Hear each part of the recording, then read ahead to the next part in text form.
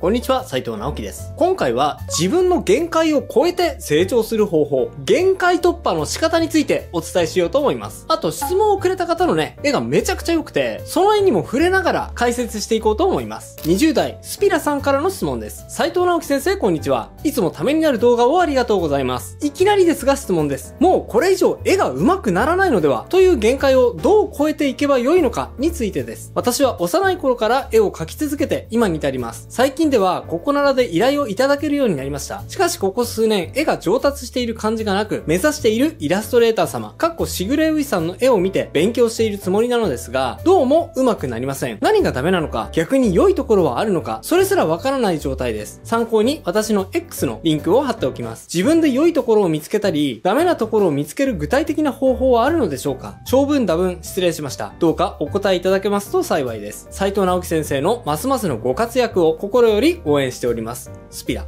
ということでですね、スピラさんの絵の紹介。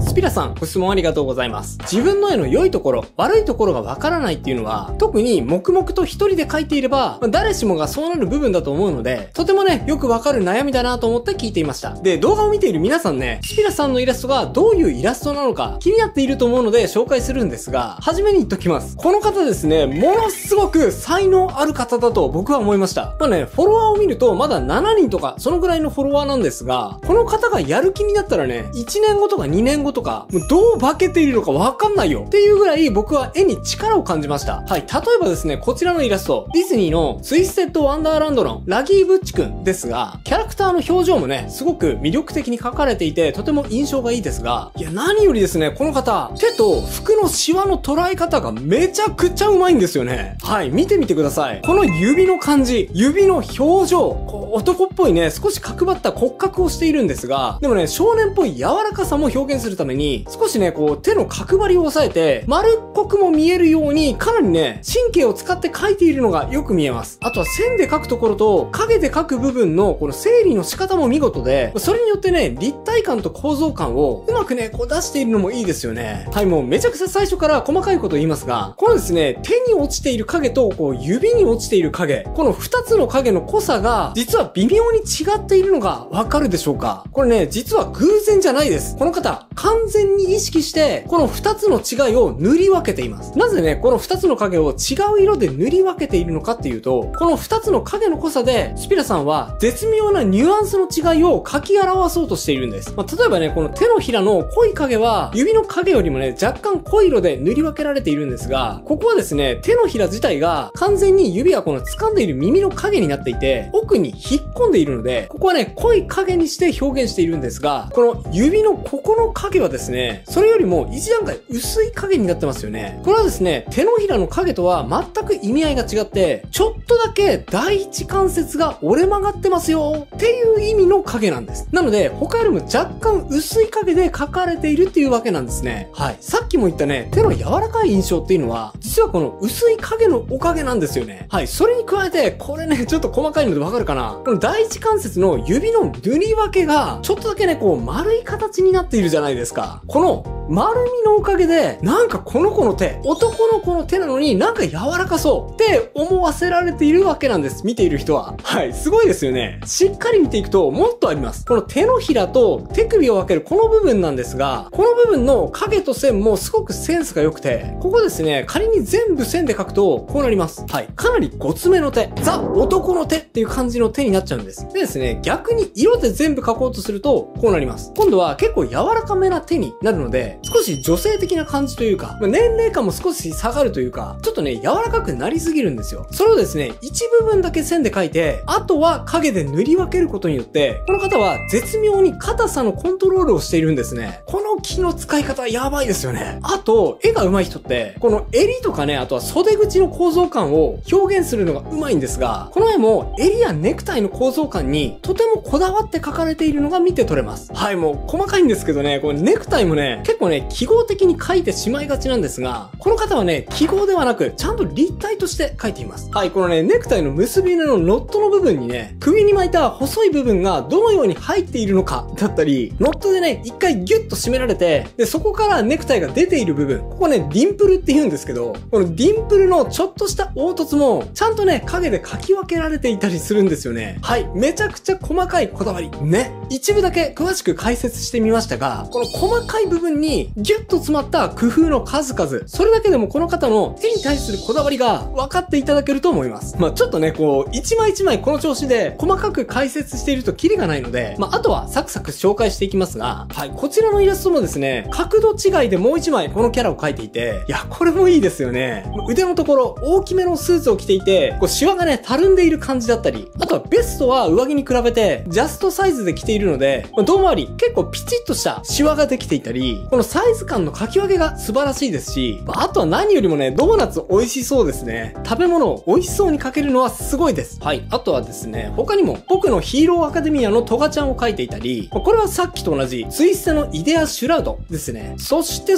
これは、一転してミニキャラですね。はい。ワンピースのキャラです。ミニキャラのデフォルメの仕方もすごく可愛いですよね。と、こんな感じで、いくつかの作品をパパッと紹介してきましたが、ですね、はっきり言いますけど、絵の才能、えぐいです。ものすごい才能を感じます。まあ、多分ね、努力の成果なんでしょうね。なので、スピラさんはですね、今はまだフォロワー7人なんですが、スピラさんがまだフォロワーが少なくて、世間から評価されていないように見えるのは、まだ世の中がスピラさんの才能に気づいていないから、それだけだと思いますね、僕は。はい。そのぐらい自信を持っていいと思いました。ただ、その上で、スピラさんが気にされている、自分の良い点、悪い点に気づけないっていう部分だったり、あとはこれ以上どうやって上達すればいいのかについてもですね、一応僕の考えがありますので、その部分紹介していこうと思います。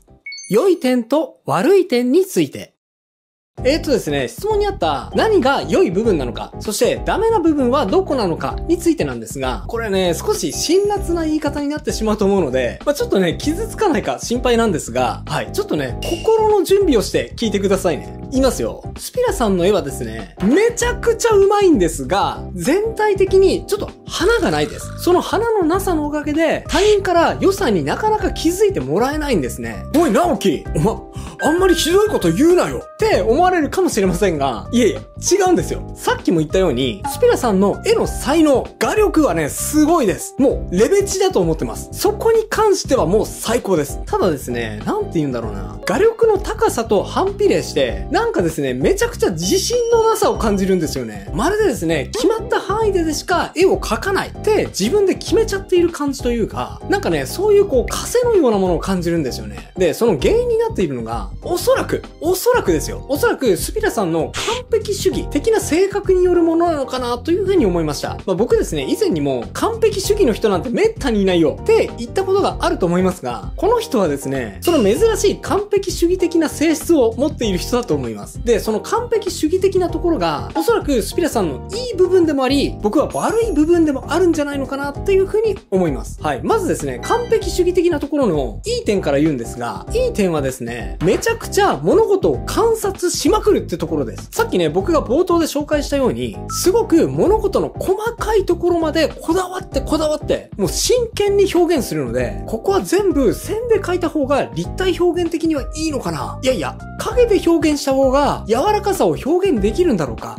じゃあ中間を取って、ここは立体感を表現したいから線で描いて、ここは柔らかい印象にしたいから影で描こう。みたいな、そういうね、すごく繊細な表現ができるっていうのがアドバンテージとしてあると思います。はい。あとはですね、キャラクターの理解力もすごく高くて、二次創作イラストとしてね、すごくクオリティが高いのも、そういう性格が影響しているんじゃないかなと思いました。はい。じゃあね、逆に完璧主義の悪い部分は何なのかというと、これはさっきの裏返しになるんですが、完璧じゃないものがもう許せないので、自分が理屈で分かっていないものはどうしても描けないっていうのがあると思うんですよ。例えばスピラさんのイラストは、ミニキャラ以外で下半身を描いてる絵があまりありません。おそらく下半身については、そこまで描く自信がないので、多分ね、避けているんだと思います。あとはね、結構背景もね、白背景が多いですね。キャラクターイラストは、ある程度自信があるから描けるけど、背景にはそこまで自信がないので、これまたね、避けてるんじゃないかなと思います。あとは、キャラクターの角度も、結構限定的な感じがしますから、自信がある角度を描くって自分で決めているような感じがします。あとはですね、これ嫌な部分を見ているかもしれませんが、X のアカウントがですね、2025年からになっているので、これもね、邪推すると、それ以前の絵は完璧じゃなくて恥ずかしいから、多分ね、一旦アカウントを消去して、また新たに再スタートしたのかなっていう風に思っちゃいました。これはね、僕がスピラさんのイラストをまだ一部しか見ていないからという原因もあるとは思うんですが、その少ない材料から判断すると、そういった完璧主義な部分が自分で自分の表現できる範囲に枷をはめていて、そのせいで、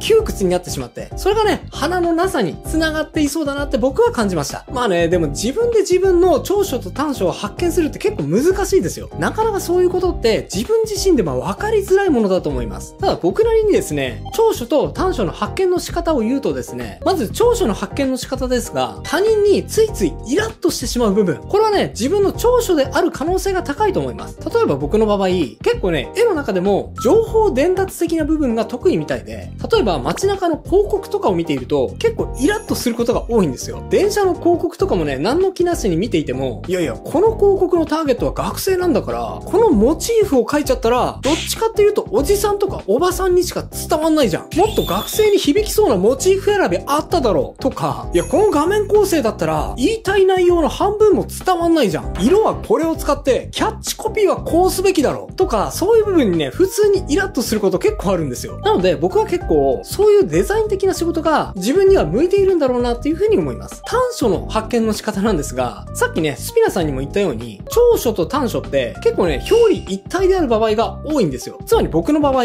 その情報伝達的な脳の使い方が短所にもなっている可能性があって、つまりね、僕の場合、余計な情報を絵に入れ込むのがめちゃくちゃ苦手なんですよね。いや、ここに背景描いたら、背景に住んでいる人の生活感まで伝えることになっちゃうから、じゃあ入れない方がいいのかなとか、奥に木を描いたら、なんか自然を感じさせるような絵になっちゃうな。別に自然の中にいるキャラクターを描きたいわけじゃないからな。白背景でいっか。みたいに、僕もね、結構、ほっとくと絵が淡白になりがちなんです。長所がね、短所にもなっているんですね。そんな感じで、結構多くの人がね、長所と短所、表裏一体になっている場合が多いように感じますので、まずは長所を見つけて、短所はその裏返しを考えてみたり、逆に短所が分かっているなら、その裏返しが長所だったりと、そんな風に考えてみると、自分自身の長所と短所って発見しやすいんじゃないかなと思います。限界突破の方法。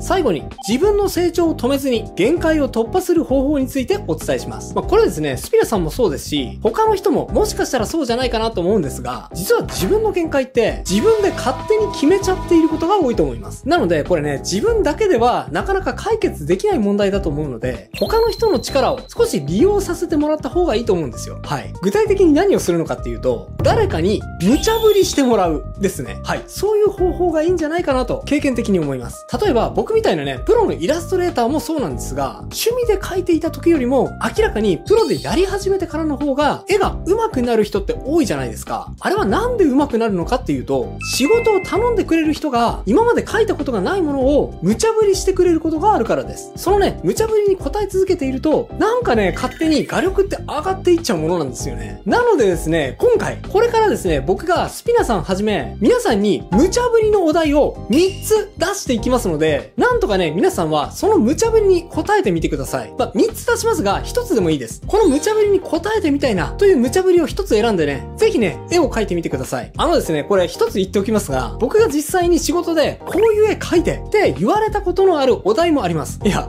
マジですよ。なので、よし、これは仕事だみたいなつもりで描いてもいいですし、何そのお題面白そうって感じでね、自分の限界に挑むように楽しくチャレンジしてみてもいいです。どっちでもいいのでね、描いてみてくださいね。では1つ目のお題いきますよ。1つ目は巨大な芋虫を描いてください。そしてその芋虫は虹色のレインボーのマントをまとっています。はい、それだけじゃなくてその芋虫は頭にね、お面をつけてきます。はい。どんな芋虫なんでしょうか？背景は岩山の背景で、全体的にかっこいい雰囲気のイラストにしてください。はい。1問目からね、かなりの無茶ぶりですよね。額面通り芋虫を描いてもいいですし、芋虫を擬人化してね、ある程度自分の絵にね、引き付けて描いてもいいです。もう自分だったらこの無茶なお題をどうやってかっこいい絵にするのか、これをね、考えながらぜひ描いてみてください。ちなみにですね、今回チャレンジしたイラストは、ハッシュタグ無茶ぶりアートで投稿してみてください。他の人がどうやってこの無茶ぶりに答えたか見てみると、めっちゃ楽しそうですよね。はい。それでは2問目いきます。ここは近未来の日本です。背景には色とりどりの提灯やネオンが輝く、少し未来の感じがする日本家屋が立ち並び、その一角の建物の屋根にサイバーパンク風の女の子がポーズを決めて座っています。はい。そもそも近未来の日本ってね、ちょっと想像するのが難しそうですが、頑張って想像してみると想像が膨らんでくるでしょ？はい。楽しそうですよね。そして3つ目いきます。3つ目はドラゴンと人間を合体したキャラクターを作ってください。どんなドラゴンでもいいですが、角と翼は絶対に生やしてください。背景はイメージ背景で、具体的なものは書かないでください。今回はね、建物とか具体的なものはなしです。記号やキラキラ、炎や風など、エフェクトのみで構成してみてください。はい。以上です。おそらくね、ものによっては、書いたことがないものばかりで構成されていると思うので、結構ハードル高めかもしれませんが、練習なのでね、気軽に楽しみながらチャレンジしてみると、自分の殻を破る一つのきっかけになると思います。はい。さっきも言ったように、書いたイラストは、ハッシュタグ、無茶ぶりアートで投稿してみてください。他の人の絵がどうなるのか、すごくね、興味が湧きますし、何よりもね、自分にこのお題を課した時に、一体自分がこのお題からどういうイラストを生み出すのか、ワクワクしますよね。ぜひね、やってみてくださいね。といったところでいかがだったでしょうか？ただね、今回の無茶ぶりアート、やってみたいんだけど、ちょっと時間ないよっていう人もいると思います。学校の勉強が大変だったり、会社の仕事が忙しかったり、人生ね、いろいろありますよね。めっちゃ忙しい。だけど、絵は上達させたいという人のために、時間がなくても5分あれば、絵の上達につながる方法もお伝えしています。5分から10分でできる。時間が全然ない。でも上達したい人がするべき練習法。こちらの動画はですね、僕が実際に会社員の時にやっていたメモ帳を活用しながらできる練習法について具体的にお伝えした動画です。興味がある方はこちらも合わせてチェックしてみてくださいね。それではまた次回の動画でお会いしましょう。バイバイ。